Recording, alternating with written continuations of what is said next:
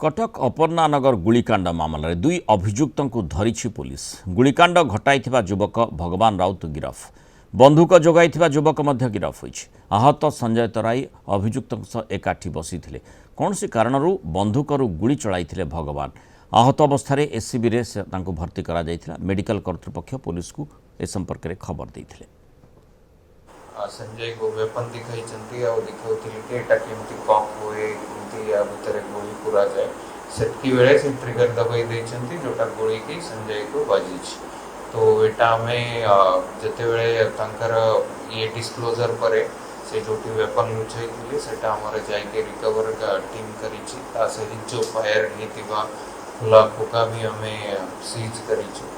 एटा weapon तांकर further investigation रे हमको किछि लीड मिली जहाँ ठारू से आनी छंती तांको भी हमारा टीम आनी छंती।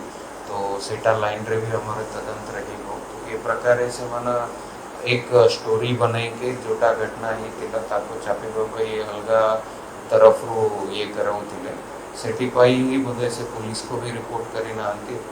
हॉस्पिटल तरफ रो हमको इंटिमेशन आसिला परे आमे संगे संगे या भितरे तुरंत हमारे स्पेशल स्क्वाड चौड़ागंज आईआईसी और मंगलाबाग आईआईसी एसीपी जोन 5 यांकर टीम या भीतर लगी कि केस को डिटेक्ट करी।